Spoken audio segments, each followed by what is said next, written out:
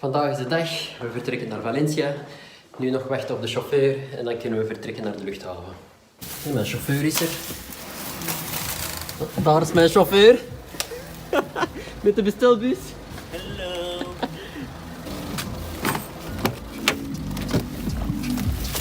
Let's go.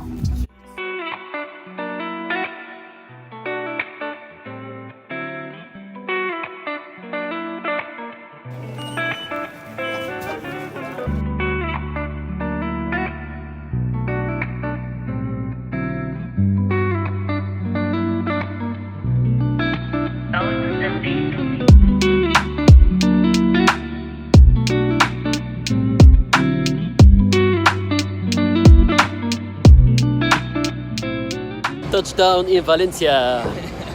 We zijn net buiten de luchthaven en we gaan nu naar de autoverhuurbedrijf. Toch een AMG gepakt, hè? Om ons auto op te halen. Oké, we hebben net geluk, want het kantoor ging net sluiten. We gaan nu eventjes de auto nakijken op eventuele schade. Net een heel check-up gedaan van de auto. Alles ziet er op zich goed uit. Dus wij kunnen nu vertrekken naar het hotel. En we zijn aangekomen in het Ibis Hotel. Dus wij hebben kamer 310. Voilà, dat is onze kamer voor de komende dagen. Kleine badkamer hier. Tijd om te gaan slapen, want morgen vroeg moeten we opstaan voor de eerste dag Valencia. Goedemorgen, het is tijd om op te staan, want er staat een mooie dag op ons te wachten. Buenos dias, we zijn hier aan het ontbijtbuffet. We gaan het niet te lang maken, want we moeten nog veel voorbereiden op het circuit.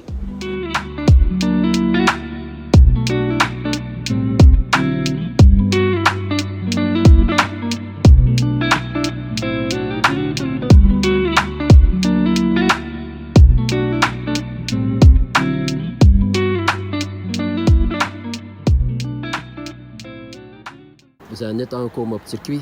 Het is nog donker zoals je hier kunnen zien, maar de pitboxen om in te schrijven zijn al open en we hebben onze motto al gezien in pitbox 35. Het is pitbox 32 in plaats van 35 en zo komen we aan in Valencia. De motto's zijn al helemaal uitgeladen en staan op hun plaats. Al onze spullen staan hier aan de overkant. Dus dat is een goede service van Bikers Days.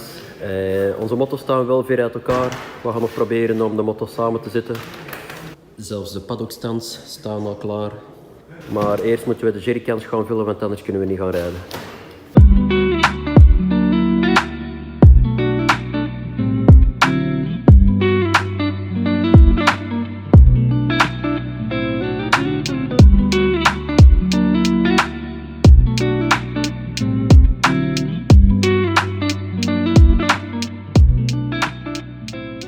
De wissel is al gebeurd, de bandenwarmers steken in. Het is nu tijd om naar de briefing te gaan.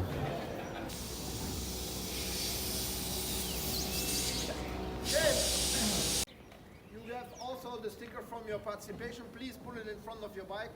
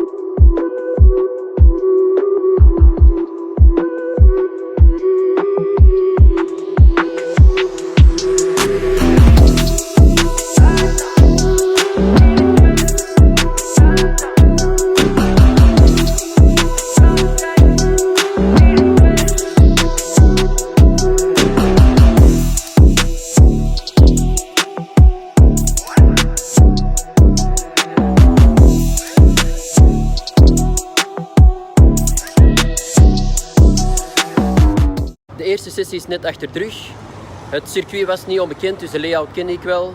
Voor mezelf moest ik er een beetje in komen natuurlijk. De eerste sessie, de eerste dag. Het eerste wat mij wel direct opviel was dat de remblokken die ik erin had gestoken helemaal geen remkracht hadden. Dus die heb ik net nu vervangen door de remblokken die ik ervoor ook al gebruikte. Dus de tweede sessie zou ik normaal gezien daar al geen problemen mee hebben. En kan ik focussen om er verder in te komen. Dus op naar de tweede sessie. Ik heb dus helaas mijn tweede sessie niet kunnen rijden. Er waren problemen met de transponder. Dus ze hebben mijn nummer opgeschreven en ik mocht om 11:20 meerijden met groep C. Dat is de groep van Hans, groep C. Dus ik heb de GoPro geïnstalleerd en ik ga voorrijden. Oké, let's go. Het is ondertussen al het einde van een geslaagde eerste dag op Valencia. De tandwiel die ik er nog op had steken van Aragon is niet geschikt voor Valencia. Dus voor wij naar huis vertrekken ben ik nog even het tandwiel aan het vervangen door eentje met 1 tand meer.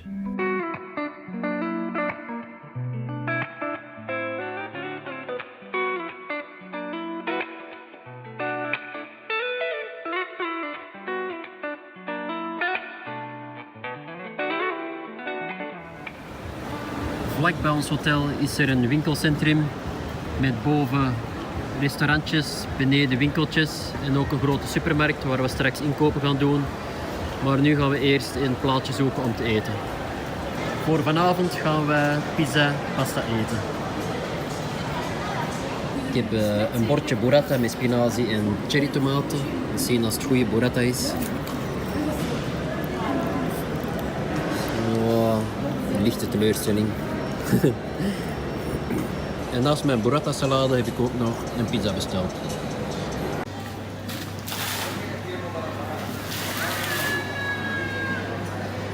De voormiddag van dag 2 was niet zo fantastisch. Hans had problemen met zijn achterwiel en na wat onderzoek bleek dit aan een kapotte lager te liggen van de tandwieldrager. En mijn Ninja kreeg plotseling tijdens het rijden motorproblemen.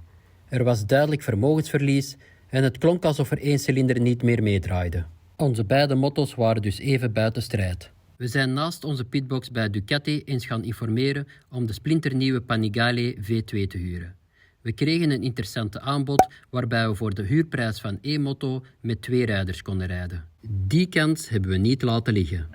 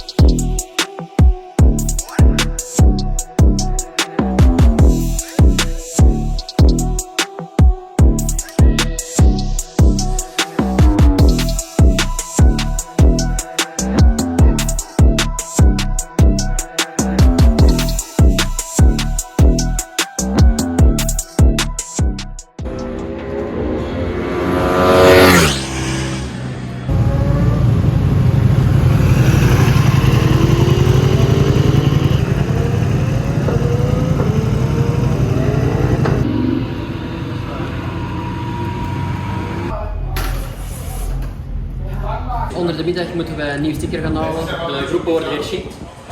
En ik ga van B naar... C. Ben gedowngrade. Mooie kleur. En we gaan Hans volgen om te zien of hij gedowngrade is of geupgrade. Hey, never doesn't change my life, this, hè? Op een Bikers Days event in Valencia wordt er op de tweede dag een Chrono Fun Race gereden. Deze bestaat uit 3 qualifying sessies in de voormiddag, 1 warm-up sessie in de namiddag, gevolgd door de Chrono Fun Race, die verreden wordt in 4 klasses. En op het einde van de dag is er zelfs een podiumuitreiking. Leuk initiatief van Bikers Days en wie weet zit er wel een podium in voor mij en of Hans. Ik heb dus net mijn warm-up lap gereden en het ging niet zo goed. Het is eigenlijk de slechtste sessie die ik vandaag heb gereden op de Duc. In het begin ging het wel goed, de eerste helft, maar dan heb ik 1, 2 foutjes gemaakt en ik ben eigenlijk nooit hersteld geweest. De ene fout na de andere. Ik was zelfs bijna aan het overwegen om te stoppen, maar toen werd er afgevlagd, dus ja, einde sessie. We gaan eens kijken op welke plaats ik gekwalificeerd ben. Eens kijken. Rij 2, positie 6. 1,51, snelste tijd is 1,50, een secondje verschil. We zullen zien. Hè.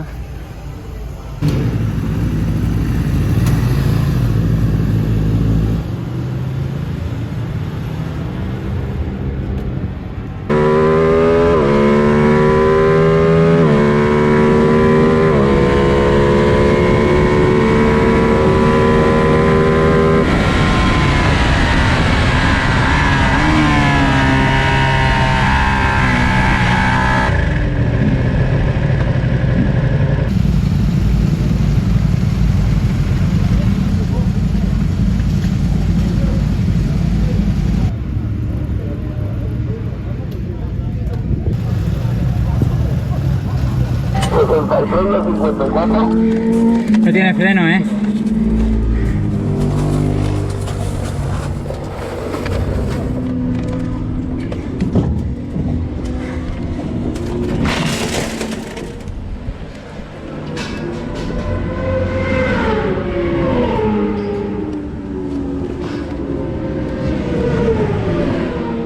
En we zijn terug in de Ducati pitbox. Helaas sneller dan verwacht. Jammer genoeg ben ik in de allereerste ronde onderuit gegaan. Met mij is in ieder geval alles oké. De mechaniekers van het Ducati-team gaan vanavond nog proberen een schadeanalyse te maken. Hopelijk valt de schade mee en kunnen we morgen nog een dagje rijden. Wanneer ik nog ben aan bekomen van mijn crash van de Panigale, Klaar voor verkoop.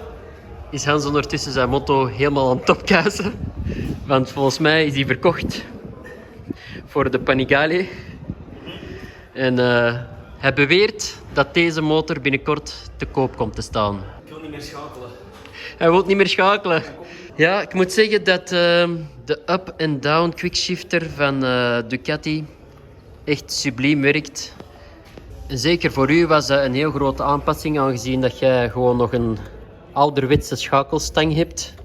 En dus je koppeling nog moet gebruiken voor up-and-down shiften. Ik had al een quickshifter, enkel upshiften. Dat was al echt een grote improvement in energieverbruik tijdens het rijden. Maar de autoblipper downshift van Ducati werkt echt smooth. En daardoor heb ik tijdens het rijden enorm veel energie over om te concentreren op het rijden zelf. En niet constant de koppeling in te trekken, eventueel te blippen.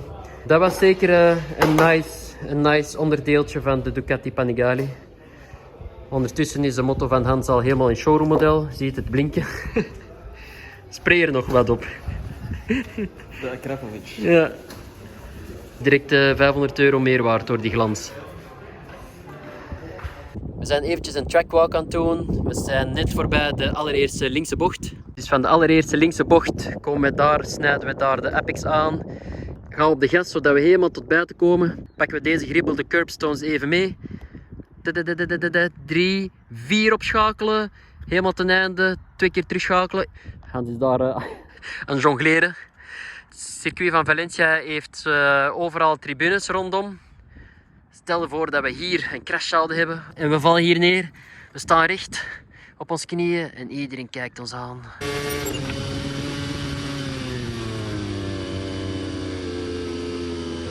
kunnen uiteraard ook net een race hebben gewonnen en hier de eerste bocht nemen. En hier wuiven naar de mensen. Yay.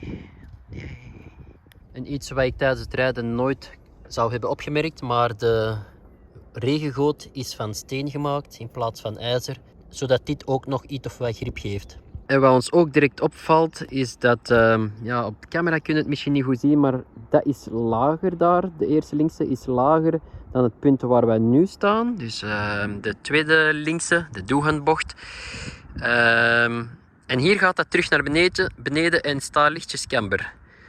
En als je hier de remsporen van een auto ziet, er is duidelijk iemand rechtdoor gereden en tegen de bandenmuur geknald.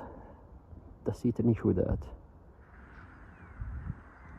Hans staat aan de apex, een heel late apex hier. Dus zoals ik net zei, een heel late apex, want het is heel belangrijk om hier, kun je een rechtstuk zien. Deze rechtstuk moet je goed kunnen nemen om hier tijd te winnen. Als je hier te vroeg instuurt, kom je wijd en moet je dan terugkomen. Dus het is beter om buiten te blijven en dan hier naar binnen te komen. De curbs langs de binnenkant te huggen, zodat je hier een heel goede drive hebt naar de derde bocht.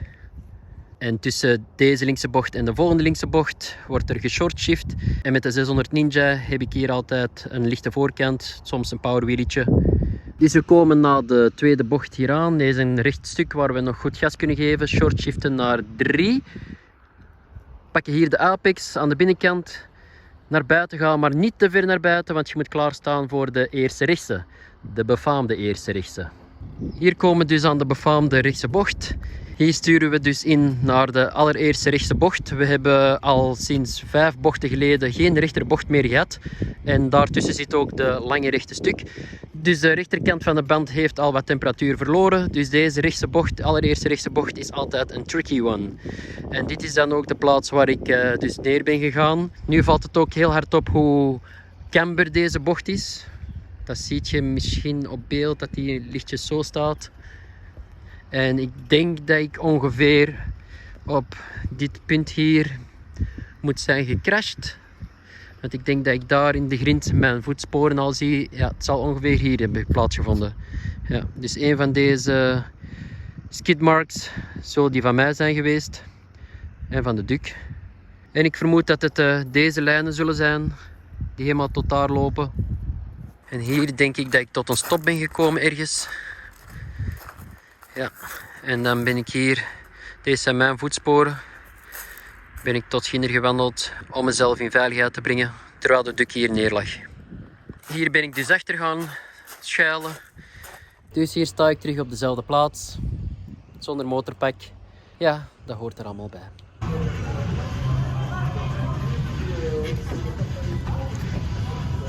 Helaas, helaas. Volgende keer. Volgende keer.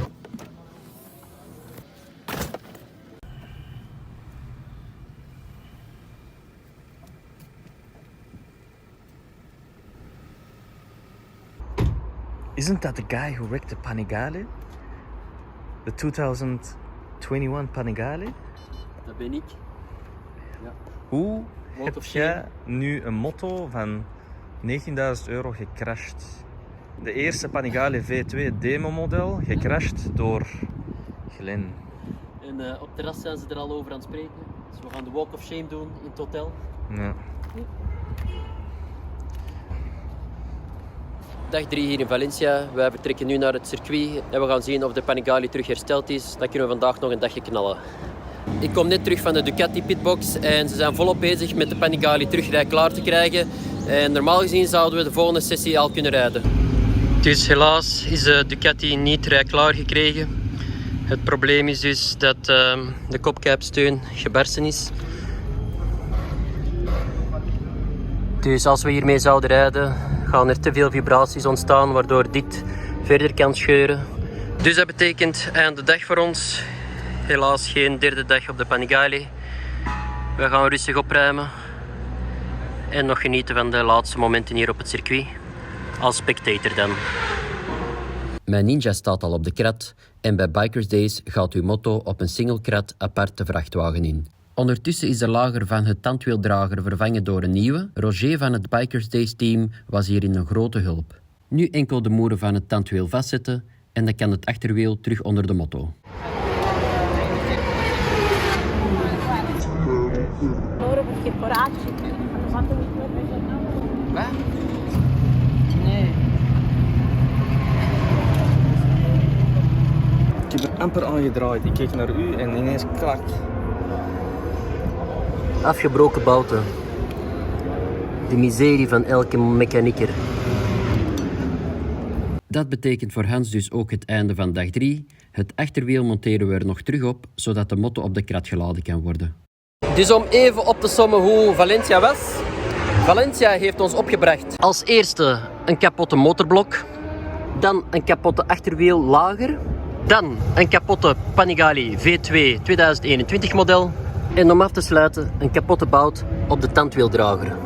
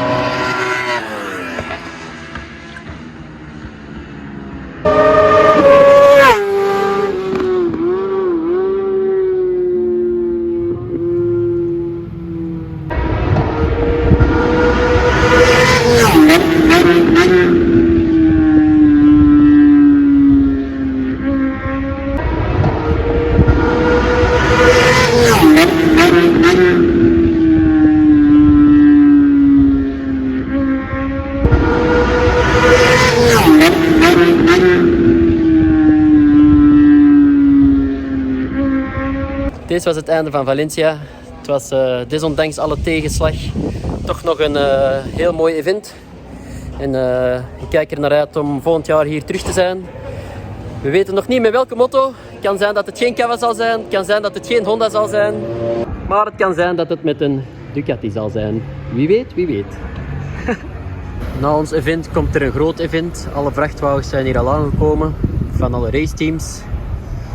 Bandensuppliers, Dunlop. Kale zakjes, hè.